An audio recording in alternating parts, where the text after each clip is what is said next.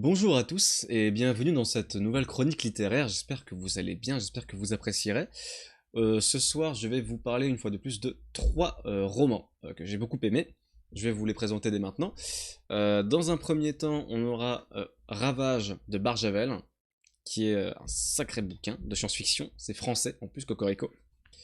Dans un second temps, on va avoir Le Vagabond des étoiles de Jack London. Jack London qui est connu pour Cro-Blanc notamment. Et enfin, dans un dernier temps, on aura mon gros coup de cœur de cette sélection, Les Groseilles de Novembre, d'un auteur dont je ne me risquerai pas à prononcer le nom, Andrus Kivirak. Alors il y a un tréma sur le A, donc je sais pas comment ça se prononce, mais Kivirak, Kivirok, je sais pas. Donc c'est de ces trois bouquins-là que je vais vous parler ce soir. Vous allez voir, on va s'éclater. Ravage, c'est écrit par un homme qui s'appelle René Barjavel, comme vous pouvez le voir juste ici. Hop là, juste ici. René Barjavel, qui est un auteur français, né en 1911 et mort en 1985. Il a écrit beaucoup de science-fiction et Ravage, c'est son premier roman. Et quel premier roman? C'est une claque atomique, ce bouquin-là. C'est très marquant, hein. C'est-à-dire qu'il y a beaucoup de gens qui, si vous aimez la science-fiction et que vous lisez, si quelqu'un a lu Ravage et que vous ne l'avez pas lu, il sera choqué de ça. Donc franchement, foncez, lisez-le, hein. C'est un monument de la science-fiction française. Et de la science-fiction en général, hein. Vraiment, c'est une référence. Voilà, c'est une référence. Ravage, qu'est-ce que c'est? Ravage, c'est un bouquin, donc c'est un roman, qui se déroule en 2052. Donc c'est un roman d'anticipation, un peu comme Le Dernier Homme de Marie Shelley dont on avait parlé la dernière fois. Ça se passe en 2052 à Paris. Pendant toute la première partie du bouquin, Barjavel va nous raconter un petit peu comment fonctionne ce monde dans cette année-là. Vous sachant que le bouquin est paru en 1943, j'ai oublié de le dire, voilà. Donc 1943, il fait un truc qui se passe en 2052. Il faut déjà y aller. Et il nous parle de trucs complètement dingues. Par exemple, une nouvelle matière qu'ils ont synthétisée qui s'appelle le plastèque, qui est une des matières les plus résistantes qui existent. Et ils font tout ce qui existe avec ça. Les transports en commun sont faits en plastique, tout est fait en plastique, les immeubles sont faits en plastique. Et il raconte que c'est une matière qui est incassable, qui est faite pour éviter les accidents graves sur le matériel.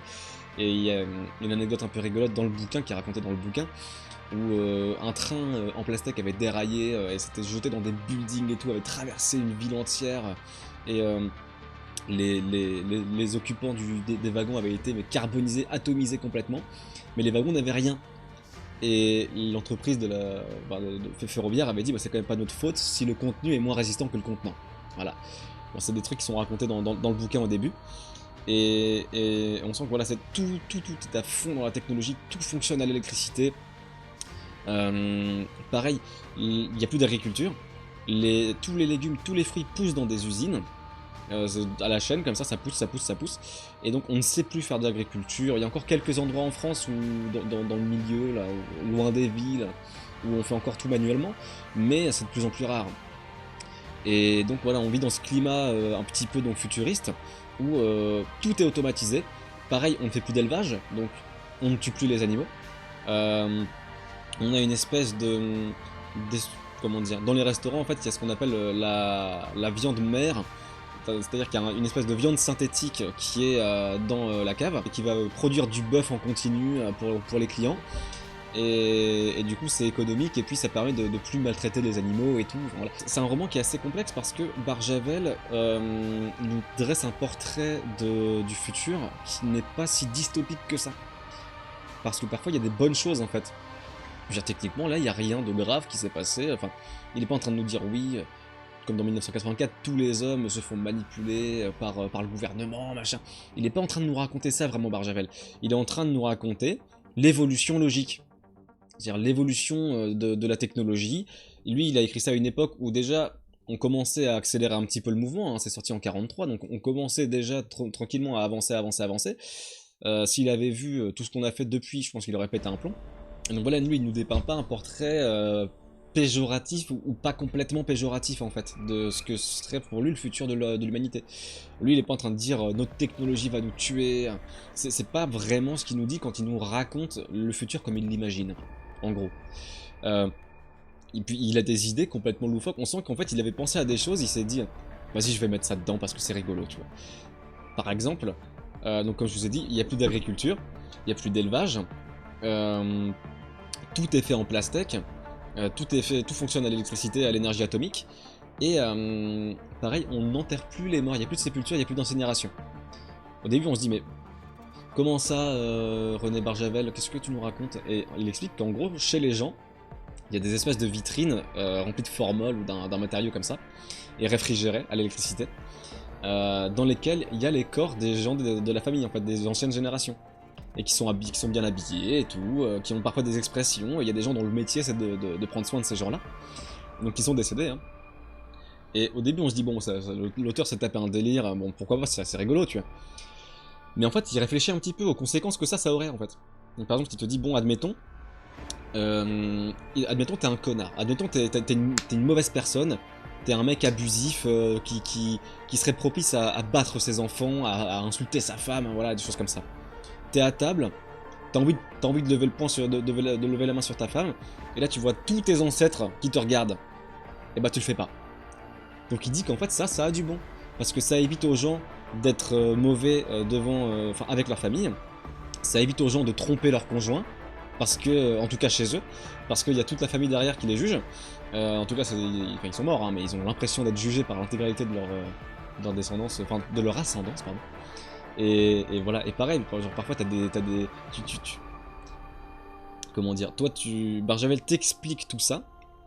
Ça peut paraître un peu long, mais en vrai ça passe bien, ça se dit très très bien ce passage. Il t'explique tout ça, et par moment tu dis oui, enfin il décrit quelqu'un, il rentre chez quelqu'un, puis là du coup tu vois qu'il y a une gamine dans une vitrine, tu fais... Ouais, bon, tu sais que la gamine de 8 ans en question avec ses couettes et sa petite robe, en fait c'est un cadavre quoi. Mais il le précise plus en fait, il part du principe que tu le sais. Mais du coup, parfois, il te fait des trucs un petit peu durs comme ça, et tu te dis, ah ouais, putain, c'est chaud. C'est genre, limite, la personne, en fait, c'est sa fille qui est là, tu vois. Tu fais, ah ouais, putain. Donc voilà, bon, il a plein de grandes idées, hein, Barjavel, qui présente comme ça. Et pareil, il a inventé FaceTime. Hein, enfin, non, en fait, il a même pas inventé FaceTime, il a inventé le système de communication dans Star Wars, hein, Barjavel, techniquement. Là, c'est. Les gens, ils t'appellent avec un téléphone, et t'as un hologramme d'eux qui apparaît devant toi. Ils peuvent se balader dans ton appartement comme ça, tu les vois se balader tout en discutant avec eux alors qu'ils sont à l'autre bout de la France. Voilà, Barjavel il avait imaginé ça déjà, tu vois. On n'y est pas encore, hein, donc c'est que il y avait quand même de l'avance. Donc ce qu'on pouvait reprocher à Mary Shelley dans Le Dernier Homme, c'est-à-dire de faire un futurisme mais qui est pas vraiment auquel tu crois pas parce que bah l'année 2400 et quelques où on se balade encore à cheval et il n'y a pas la voiture, ça n'existe pas, c'est un petit peu dur à croire. Là Barjavel, il avait assez d'avance sur son temps pour qu'on y croie vraiment. Puis même, il suffit de regarder la couverture, vous la voyez, hein, ça c'est les trains dans Ravage. C'est donc des rails qui sont surélevés pour laisser de la place, tu vois. Pour laisser de la place, voilà. Tout est optimisé, tout est épuré, tout est... Voilà. Et voilà, et pareil, il y a des navettes en avion, il y a des centaines et des centaines d'avions qui volent au-dessus de Paris tous les jours. C'est un peu un enfer. Il y a une police des airs... parce que du coup ils ont pas le droit de voler à moins d'une certaine, enfin oui ils ont pas le droit de voler à moins d'une certaine hauteur. Donc t'as les flics qui sont dans des espèces d'avions hélico bizarres en train d'essayer de gérer que tout le monde soit bien à une bonne hauteur et tout. Enfin voilà. Donc il y a toute cette technologie là. Le visionnaire, bah de fou hein. Oh, t'inquiète pas, des visionnaires à son époque il y en avait pas mal hein, dans la littérature. En vrai c'est assez impressionnant et même à l'époque un petit peu avant aussi surtout. Tous les H.G. Wells, les Philip K. Dick, les mecs comme ça. Enfin, Philippe K. Dick c'était encore après, mais bref, je m'égare. Et donc voilà, pour le début de Ravage, c'est ça. Alors, pourquoi ça s'appelle Ravage? C'est quoi le Ravage? Il est où le Ravage là-dedans? Parce que Ravage, c'est un mot qui est un petit peu fort quand même. Et bah, tout simplement, un jour, l'électricité va cesser de fonctionner. C'est con.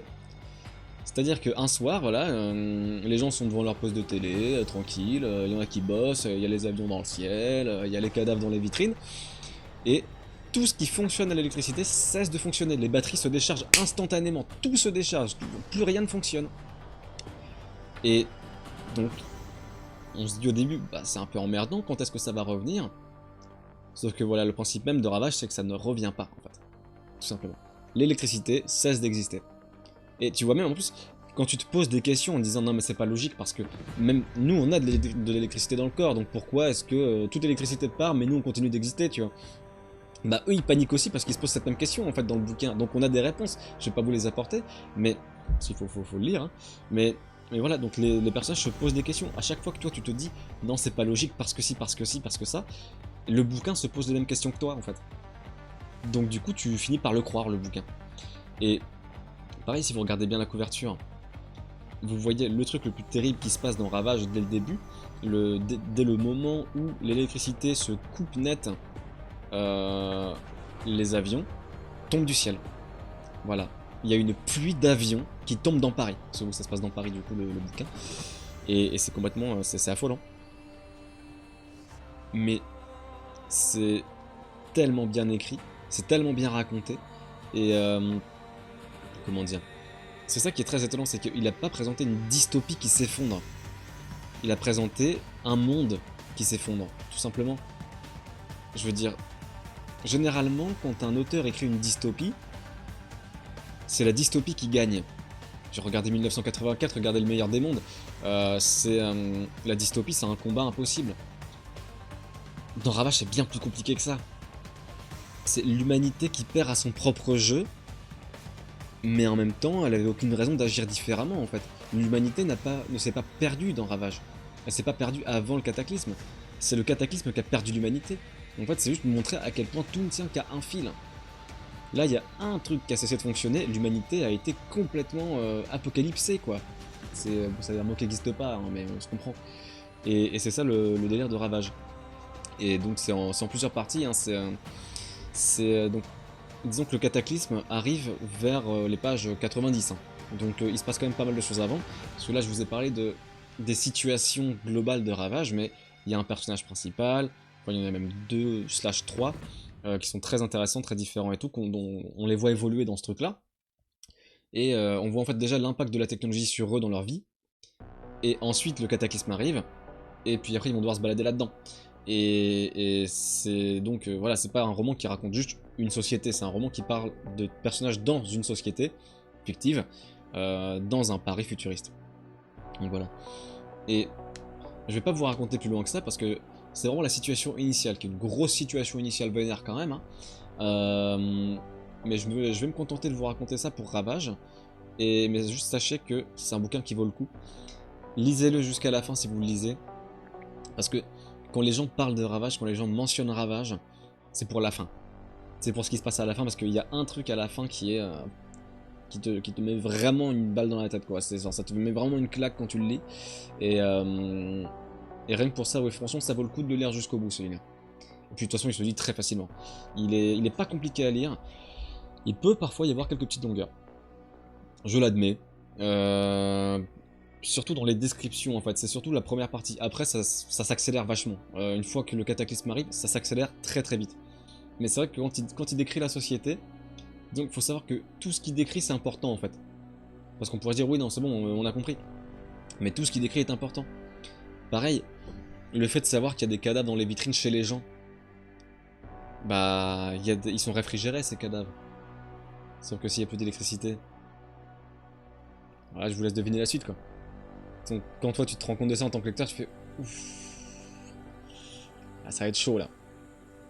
Et justement, voilà, en fait, le truc de. Ce qui est intéressant dans ce bouquin-là, c'est que on sait tous à peu près à quoi s'en tenir sur ce genre de catastrophe. On a tous vu des films, on a tous vu des séries, on a tous éventuellement lu des livres ou joué à des jeux vidéo. Sauf que dans Ravage, on voit une société qu'on connaît pas vraiment parce qu'il faut se projeter déjà. Et on voit ce cataclysme qui apparaît. Et plus ça avance, plus on se dit ah mais oui, mais du coup ça aussi, oh putain. Ah j'y avais pas pensé, tu vois. Et voilà, et c'est ça qui fait vraiment la grande force de ce bouquin-là. C'est, disons que Barjavel joue très très bien avec son lecteur. Barjavel joue très bien avec son lecteur. Et ouais, il est très fort pour ça. Et franchement, il a l'art de la punchline aussi, le salaud, hein, parce que je vais pas vous lire d'extrait, mais il y a des moments sur des fins de chapitre ou des choses comme ça, il te balance la punchline qui te fait vraiment du sale, quoi. Et tu fais genre ouf, oh là là là là. J'en ai une dans la tête que je vais pas vous spoiler parce que ce serait dommage. Franchement, quand tu la découvres celle-là, tu fais juste oh putain. Ah ouais, le mec a pas peur des mots, il dit les termes. Hein, Barjavel, il dit les termes, il en a rien à battre. Il a des choses à dire. Puis c'est un jeune Barjavel hein, qui a écrit ça. Hein. Il avait 32 ans quand c'est sorti. J'ai fait le calcul très très vite. Donc voilà. C'est à peu près ce que je peux vous dire sur Ravage. En soi, je vous ai pas dit grand chose, hein, mais je tiens quand même à ne pas trop vous spoiler. Il se passe énormément de choses. C'est parfois choquant. Parce que disons que si vous avez vu The Walking Dead, vous le savez. Si vous avez fait, je sais pas, si vous avez fait des jeux qui se passent dans l'apocalypse, si vous avez vu des films qui se passent pendant l'apocalypse, des trucs comme ça, vous savez aussi que l'intérêt de ça, c'est de démontrer aussi ce qu'est le naturel de l'homme. Quand le naturel et l'instinct revient au galop, quand t'as plus ton confort derrière toi, et ben parfois c'est sale. Parfois il se passe des trucs très très sales, faits par des gens très très bien de base. Donc voilà, ça c'est très intéressant aussi dans le bouquin. En Ravage c'est un très grand bouquin. Si Barjavel ça vous dit quelque chose, peut-être que vous le connaissez pour un autre roman qui s'appelle La Nuit des Temps, que j'ai pas encore lu, mais j'ai très envie de le lire, et je sais que c'est un très bon bouquin de ce qu'on m'en a dit, donc peut-être que vous en avez entendu parler pour ce bouquin là également. Du coup voilà. Bon c'est une petite parenthèse assez courte hein, sur Ravage, mais franchement foncez. C'est pour moi un des livres qu'il faut avoir lu, Ravage. En vrai faut avoir lu Ravage. Je trouve. Bon, nous passerons maintenant le Vagabond des Étoiles, chers amis. Encore une fois dans la collection Maître du Fantastique de RBA. C'est déjà un peu plus un pavé. Enfin quoique en fait, Ravage, ah oui j'ai pas dit ça fait 300 pages à quelques, Ravage. Attendez, je vous le retrouve. 310 pages, ouais, à peu près. Un sacré bouquin, ça. Ouais, 313 pages. 313 pages, Ravage. Voilà. Le Vagabond des Étoiles. Je vais vous retrouver le nombre de pages aussi, comme ça je vous le dis dès maintenant. 302 pages, mais des très grandes pages. La couverture est dingue, hein. La couverture est très très kitsch, très très synthwave. J'adore. Mais de toute façon, cette collection-là, c'est que des super couvertures. Franchement, tout est magnifique à chaque fois. Alors, le Vagabond des Étoiles. Donc, ça a été écrit par Jack London. Jack London, putain, je vais même pas marquer ses dates. Ah, Jack London, je suis vraiment un débilos. Hein. Qui est donc né en 1876 et qui est décédé en 1916 à l'âge de 40 ans. Voilà. Donc le bouquin est paru en 1915, je vais vous dire directement par qui il a été traduit. Il a été traduit par deux personnes, par Paul Gruyère et Louis Postif. Voilà, parce qu'avant je citais jamais les traducteurs, alors que c'est important je trouve. Donc je le fais dès le début, cette fois. Voilà. Le Vagabond des Étoiles, donc Jack London. Jack London c'est un mec qui est très très très connu. Peut-être que vous avez déjà entendu son nom, si ce n'est pas le cas, vous connaissez sûrement certaines de ses œuvres sans le savoir. C'est lui qui a écrit La Peste écarlate, que vous connaissez peut-être. Un autre que vous connaissez forcément, c'est Cro-Blanc. Cro-Blanc, c'est Jack London. Voilà, sachez-le. Ça peut être bon à savoir hein, si vous voulez vous la péter en soirée ou en apéro. Jack London, c'est un auteur qui n'a rien à prouver, hein, qui a écrit des trucs extraordinaires. J'en ai lu pas mal des choses de Jack London, et j'ai beaucoup aimé celui-ci, que j'ai lu très récemment. Hein. Et donc je voulais vous en parler. Alors, j'allais dire La Peste écarlate du coup. Non, le Vagabond des Étoiles. Qu'est-ce que ça raconte? Alors, le personnage principal du Vagabond des Étoiles, donc le vagabond en question, qui n'a rien d'un vagabond mais vous allez voir tout de suite, s'appelle Darrell Standing. D'ailleurs, il y a un chapitre où il y a un jeu de mots, hein, c'est Asseyez-vous Monsieur Standing, ce qui veut dire Asseyez-vous Monsieur Debout. Voilà, c'est rigolo, on rigole bien. Il y avait de l'humour Jack London. Hein, bref. C'est un ancien professeur qui s'est retrouvé en prison pour avoir tué un de ses collègues. C'est pas très sympathique, hein, voilà, il part pas super bien pour devenir un personnage attachant, mais vous inquiétez pas, vous allez vous y attacher. Donc le roman est raconté à la première personne, c'est lui le narrateur, et il vous dit bon voilà, moi je suis en prison, j'attends mon exécution, parce que voilà, moi je suis en prison parce que j'ai tué cet homme-là, mais c'est pas pour ça que je suis condamné à mort. Donc tu dis, bizarre tout ça, t'as envie de savoir, tu as envie de savoir. Et à côté de ça, il dit mais c'est pas le plus important. Moi le plus important c'est que j'ai une particularité, c'est que j'ai eu plein de vies avant celle-ci. Et je me rappelle de chacune d'elles, dans le détail. Donc c'est-à-dire que le gars s'est réincarné 1 milliard de fois, il dit c'est pour tout le monde pareil, sauf que personne ne s'en souvient, mais moi je m'en souviens, de toutes les vies que j'ai eues auparavant. Donc déjà voilà, l'intérêt monte hein, chez le lecteur au fur et à mesure. Déjà le mec il va être condamné à mort, tu sais pas pourquoi, et en plus de ça il se souvient de toutes les vies qu'il a eues auparavant. Intéressant. Et Donc voilà, ce mec-là est en prison. Et en fait, dans la prison, il y a un mec qui est un indique en fait, hein, qui a des traitements de faveur de la part des gardiens et du chef de la prison contre des informations. En gros, il donne des informations quand il y a des prisonniers qui veulent faire une tentative d'évasion ou qui arrivent à se faire fournir des choses illégales. Il prévient et il a des traitements de faveur. Voilà. Autrement dit, c'est une balance. Un jour, il va aller de plus en plus loin, à balancer des trucs, et parfois il va même inventer des histoires. Vraiment le connard. Il va dire, ah, ce prisonnier-là, il a fait ça. Du coup, les gardiens vont tabasser le prisonnier en question, puis lui, il va avoir un traitement de faveur, voilà. C'est ce genre de mec-là. Un jour, il va dire, bon, il y a des prisonniers qui veulent tenter de s'évader, et pour ça, ils ont fait venir de la dynamite dans la prison pour péter les murs. Sauf que lui, il est pas très malin. Il s'attendait pas à ce que la prison soit autant retournée par l'information, parce que forcément, les gardiens, ils se disent, attends, il y a une dynamite dans la prison, là? Donc ils vont retourner tout de fond en comble. Ils vont rien trouver, puisque la dynamite n'existe pas. Elle a été inventée par ce connard. Elle a été inventée par le prisonnier. Ils vont fouiller encore. Ils vont rien trouver. Et puis ils vont prendre les prisonniers en question qui étaient censés s'être fournis de cette dynamite et avoir prévu de s'en servir. Dont du coup le narrateur, hein, qu'ils accusent de ça, le fameux Darrell. Et ils vont les questionner. Sauf qu'à l'époque, le questionnement, c'était pas pareil, surtout pour les prisonniers. Hein. C'était pas c'est toi qui as fait ça? Non? Bon, ok. Non, c'était on va te torturer jusqu'à ce que t'avoues, même si c'est pas toi. Voilà, en gros, c'était ça. Et donc, le pauvre personnage principal va en chier sa race, hein, parce qu'il va se faire torturer. Mais d'une façon peu conventionnelle, personnellement, je ne savais pas qu'on pouvait. Enfin, que c'était un engin de torture. Moi, je voyais ça comme un outil de soin, avec des grosses guillemets, psychiatrique. C'est-à-dire qu'il sera torturé à la camisole. Voilà, il sera torturé à la camisole de force. Pour moi, c'était pour empêcher des patients en pleine crise de faire du mal à d'autres ou à eux-mêmes. Pour moi, c'était ça la camisole, ça servait à ça. Bah non, j'ai découvert une autre utilisation de la camisole qui est vraiment pas dingue. Et je vous dis, il y a des scènes, c'est dur à lire, hein. Faut avoir l'estomac accroché. Hein. Parce que quand ils décrivent la torture à la camisole, mais c'est d'une violence. La couverture, elle évoque pas du tout ce que je suis en train de vous raconter, hein. C'est dingue. Hein. Pareil pour le titre d'ailleurs. Ne vous inquiétez pas, on y vient. Et donc, voilà, ils vont attacher le pauvre Darrell dans la camisole, puisqu'il refuse d'admettre qu'il sait où est la dynamite, puisque lui-même ne sait même pas de quoi il parle, hein. Vraiment, voilà. Et donc, ils vont l'attacher avec la camisole.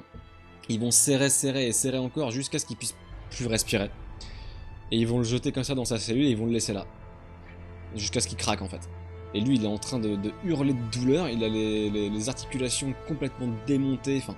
C'est abominable, il peut même plus respirer, il s'étouffe dans lui-même quoi, c'est horrible, il est vraiment complètement compressé par la camisole, et encore elle est même pas serrée à fond à ce moment-là. Mais bon, c'est la première fois de sa vie qu'il est dans cette foutue camisole, et il s'attendait pas à ça. Et toi en tant que lecteur, généralement tu t'attends pas à ça non plus. Hein. Et du coup, à un moment donné, il s'évanouit carrément, il se réveille, et puis il hurle de douleur, il en peut plus, il a l'impression que ça fait des jours qu'il est là. Puis t'as un mec il se rend compte qu'il y a un gars à côté de lui depuis le début, qui lui dit mais t'as fini, oui. Le mec est saoulé quoi. Du coup il arrive à tourner la tête comme ça et regarder. Il voit que le mec est également dans une camisole. Et il est très calme. Et le gars il dit mais comment tu fais pour être aussi calme? Il fait bon l'habitude, hein, t'inquiète, il y a des techniques. Hein. Et il lui dit mais ça fait combien de temps que t'es là? Et il dit bah bien plus longtemps que toi en tout cas. Il dit bah j'ai l'impression que ça fait dur. Il fait non mec mais ça fait une demi-heure que t'es là. Et du coup, bon, ça fait un sacré choc quand même au personnage qui a vraiment l'impression d'être là depuis 3 jours et d'avoir été torturé pendant tout ce temps-là. Non, ça fait même pas 30 minutes. Donc il se dit, s'il me laisse 3 heures là-dedans, je vais mourir en fait. Et le gars, lui, il dit, moi ça fait 1 jour et demi que je suis dans la camisole là. Donc il se dit, ah oui quand même. C'est pas les mêmes, voilà, ils jouent pas dans la même cour quoi les gars. Et donc ils vont revenir, ils vont le détacher, ils vont l'interroger, mais lui il a toujours rien à leur dire, il peut pas inventer une dynamite, voilà. Elle a été inventée une fois, il peut pas dire bah elle est là, vous creusez, elle est pas là, merde, non elle est pas là.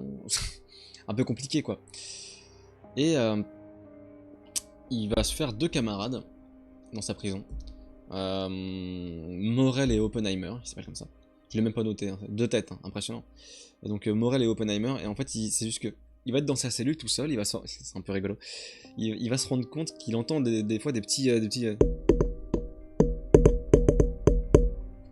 comme ça, je sais pas si vous avez entendu quelque chose, mais bon, des petits tapotements, d'une cellule à une autre en fait, très loin. Il se rend compte qu'il y a deux mecs qui communiquent comme ça, donc ils sont Oppenheimer et Morel. Et pendant des jours et des jours, il va écouter ça, il va comprendre le code, et on entend du chef, ok, nickel. Il va comprendre le code et il va commencer à communiquer aussi. Il va dire bonjour, je m'appelle Darrell, machin. Ils vont dire enchanté Darrell, machin, comment ça va. Alors, en fait, je dis que c'est très drôle parce que tu dis putain, le temps qu'ils doivent mettre pour faire les phrases que toi tu lis. Je veux dire, en plus, ils font des formules de politesse et tout, mais ils font ça en morse, quoi. Tu dis, ça doit prendre 1 milliard d'années. Dire bonjour, enchanté, moi je m'appelle Oppenheimer. Je suis en prison parce que ceci, parce que cela. J'espère que toi t'es bien traité, machin, mais tout ça en faisant. C'est des mecs qui se sont jamais vus. Mais bon, du coup, c'est un petit peu kitsch, c'est un petit peu trop, mais c'est rigolo, tu vois. Ça fait pas de mal. Et il va y avoir un des deux personnages, donc Morel, qui va enseigner à Darrell, enfin, qui va expliquer à Darrell comment lui il fait. Donc déjà, la technique, c'est quand tu te mets dans la camisole, tu gonfles tes poumons d'air tout le temps où ils t'attachent, comme ça, une fois qu'ils t'ont attaché, tu relâches tout l'air et t'as un petit peu de jeu en fait. C'est moins serré du coup, tu vois. Donc voilà, déjà il lui explique ça. Et puis, il lui dit, bah moi comment est-ce que je m'en sors dans la camisole, parce qu'ils sont torturés comme lui. Hein. Pourquoi moi je m'en sors quand je suis dans la camisole, c'est parce que je médite et je sors de mon corps en fait.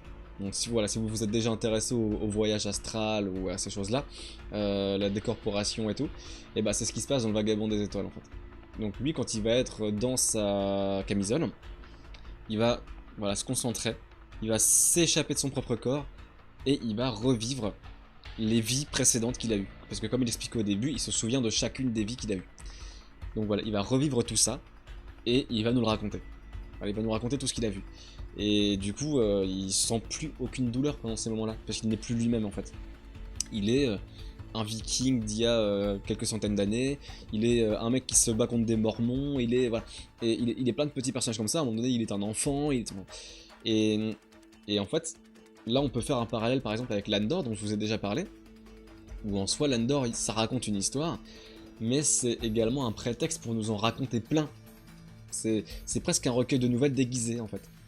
En gros, ce qu'a fait Jack London avec ce bouquin là, c'est un recueil de nouvelles avec une critique du système carcéral. C'est ça en gros. Parce que faut voir comment ils sont traités les mecs. Hein. Déjà avant même d'être torturés, faut voir comment ils sont traités. Et puis voilà, ce délire même il y a un gars qui a dit il y a une dynamite dans la prison, on l'a cru et on a torturé des mecs pour qu'ils avouent, mais pendant des années quoi. Et alors c'est pas une histoire vraie évidemment, Dieu merci. Mais voilà, donc c'est ça que raconte le Vagabond des étoiles du coup. Et il y a des scènes qui sont très très fortes dans le Vagabond des étoiles. Il y a aussi des scènes où on se dit heureusement que c'est très vieux. C'est paru en 1915, hein. Dieu merci. Parce qu'il y a des trucs quand même sur... Comment dire sans se faire ban. Bon, disons qu'il est pas toujours sympa avec certaines communautés. Voilà. Il n'y a pas d'incitation à la haine dans le bouquin, sinon je vous en parlerai pas, évidemment. Mais disons que c'est caractéristique d'une époque aussi, quoi, malheureusement, voilà. C'est un témoignage de... C'est l'histoire, hein, aussi. Hein, donc, voilà. À l'époque, les gens disaient ça posait aucun problème. Maintenant, c'est plus possible. Hein. Il y a des gens qui se sont fait cancel pour moins que ça. Donc fais gaffe Jack London quand même, hein, ton héritage il est un petit peu en danger là. Mais mis à part ça, ça c'est genre 2 paragraphes sur 300 pages. Et c'est pas non plus traumatisant, hein, vous inquiétez pas, hein, c'est juste, ça fait drôle, hein, mais voilà. Donc le Vagabond des étoiles c'est ça, c'est un recueil de nouvelles déguisées, avec une critique du système carcéral, et une écriture brillante. Parce que c'est ça aussi de Jack London. Jack London écrit très très bien. Et moi, il fait ce truc, Jack London, que moi j'adore. C'est tu sens en fait, t'as l'impression d'être avec l'auteur au moment où il écrivait, quand tu lis. C'est-à-dire que tu sens, il écrit son histoire, puis d'un coup, il a un truc qui lui vient et il peut pas ne pas le dire en fait. Le narrateur n'arrive pas à se tenir. Et il y a des trucs qui lui tiennent trop à cœur et d'un coup il fonce et il dit putain mais quand même vous vous rendez compte et tout, puis voilà, et puis il se perd dans ses opinions. Puis bon, au bout d'un moment, il revient dans l'histoire quand même, parce que de base, il raconte un truc. Mais voilà, et puis il y a un peu ça avec Victor Hugo aussi, par exemple. Ça j'adore, tu vois. Émile Zola, pareil. C'est des trucs où tu sens que les mecs ils ont trop de trucs à dire et même quand ils font de la fiction ils peuvent pas s'en empêcher, il faut qu'ils balancent des trucs parce que c'est important pour eux. Et t'as vraiment l'impression qu'ils sont en train d'écrire et qu'ils perdent le contrôle. Et moi j'adore ça. J'adore ça dans la littérature. C'est un truc après lequel je cours personnellement. Donc si ça vous plaît aussi ça, bah là-dedans vous allez le retrouver hein, dans le Vagabond des étoiles. Donc voilà.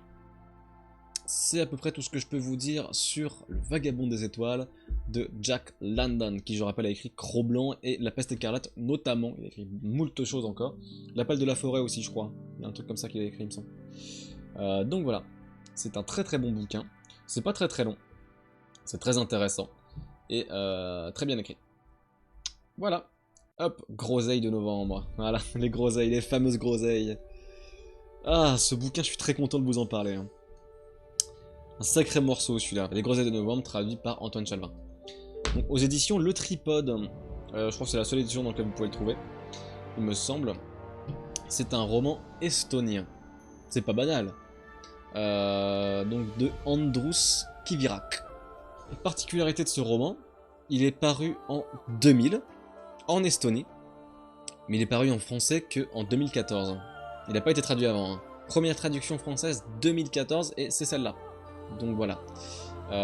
Donc c'est pour ça que je suis très content de vous en parler, enfin je suis déjà très content de connaître ce bouquin. Je suis très content de vous en parler aussi parce que c'est un roman assez atypique. C'est pas un truc dont vos profs vous parleraient en cours ou des choses comme ça. Donc voilà. Alors, c'est très compliqué à résumer ce bouquin parce qu'il est complètement déjanté. En gros, c'est un roman qui se baigne des traditions, enfin pas des traditions, des légendes estoniennes, et qui fait comme si c'était absolument normal en fait. J'ai écrit un petit résumé que je vais vous lire. Puis après on va approfondir un petit peu le truc et puis je vais vous raconter tout ça. Alors, le roman se déroule dans un village estonien, à une époque médiévale. Je crois que le village n'est pas précisé, hein, c'est juste un village en Estonie quoi. On y voit le quotidien de ses habitants. Chaque chapitre est un jour différent du mois de novembre. Donc voilà, ça commence par le 1er novembre, 2 novembre, 3 novembre, machin. Jusqu'au 30 du coup. Le quotidien est très compliqué pour les habitants. Ils sont pauvres, parfois ils sont même infirmes, ou parfois ils sont complètement débiles. Ça, voilà, ça c'est vu, hein. Il y en a quand même qui portent pas le bonheur sur eux et qui n'ont pas été gâtés par la nature. Ils passent leur temps à se voler les uns les autres.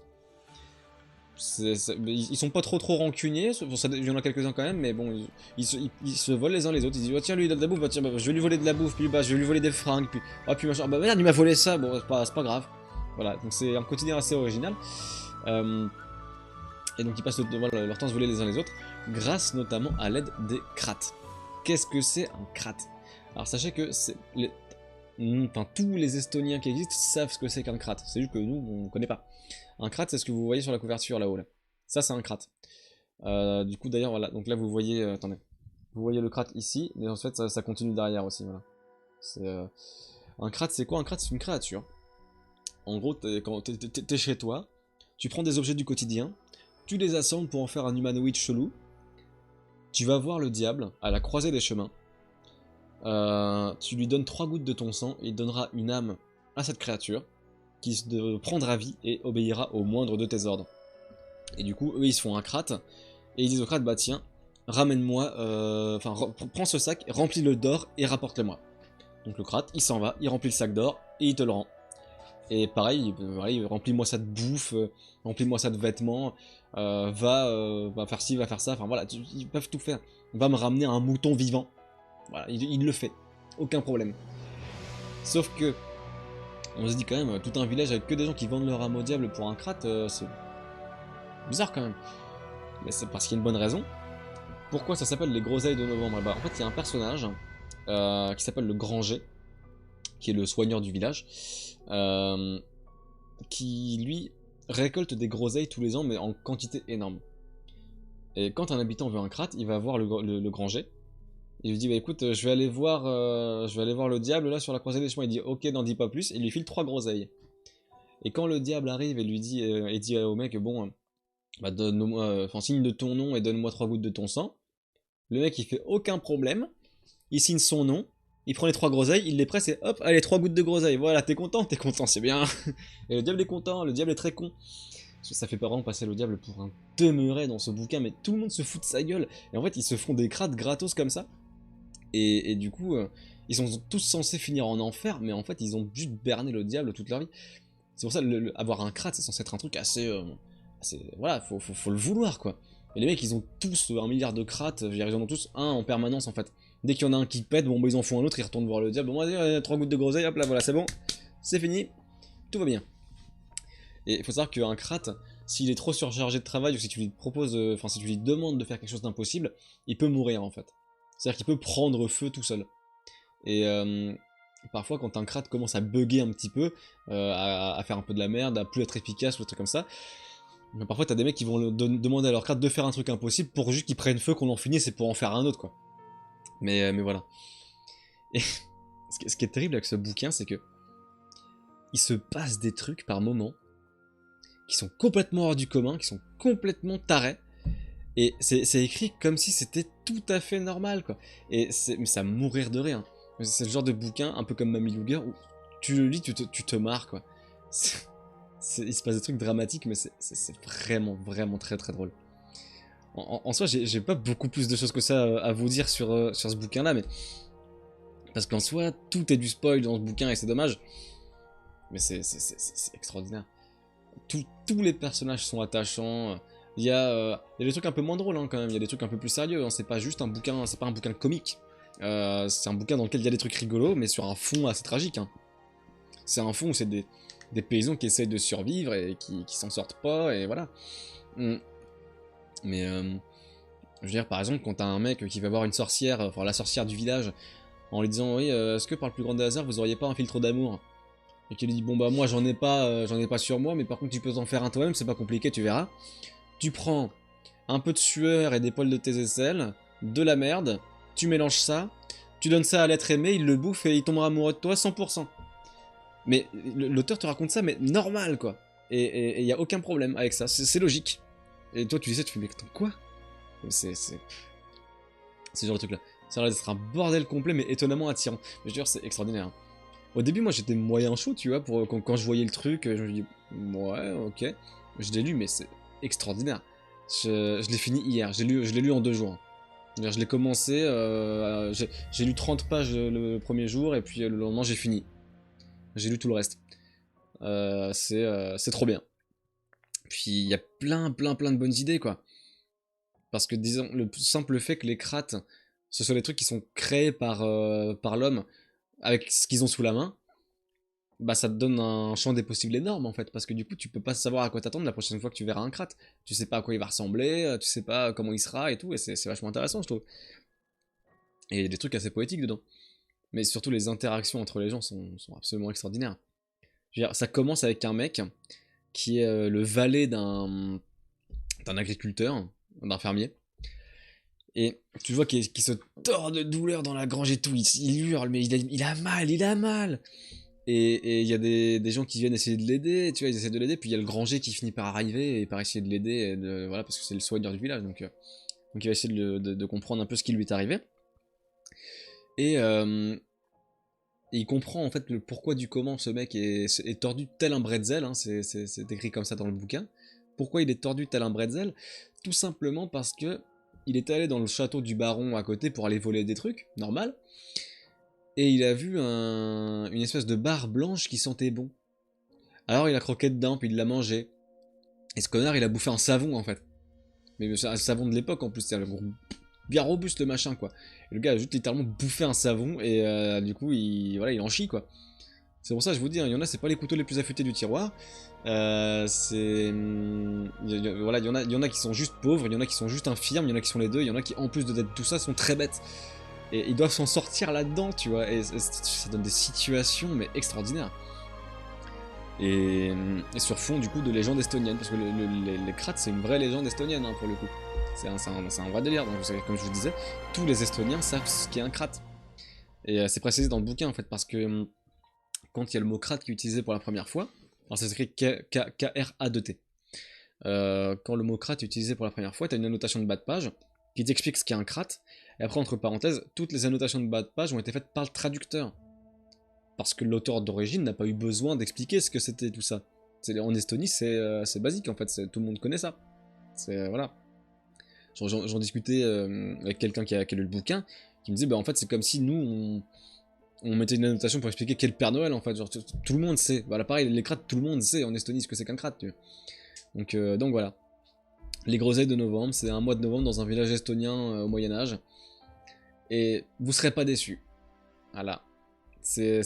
En plus, c'est écrit avec un tel détachement, mais c'est beaucoup trop drôle.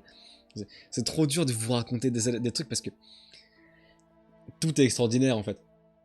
À chaque fois que tu lis un nouveau chapitre, tu sais que tu vas découvrir des dingueries et t'as pas envie de savoir lesquelles, donc moi je vais pas vous les raconter.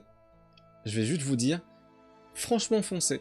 En plus, c'est une édition qui est pas commune, hein, l'édition du Tripod, et c'est très agréable à lire. Je trouve que c'est vraiment très agréable. Les pages sont épaisses, c'est pas écrit petit, c'est pas écrit trop gros, c'est vraiment, vraiment très bien. Tout ce qu'il y a de plus agréable à lire. Et donc voilà. Sorti en 2000 en Estonie et en 2014 en France.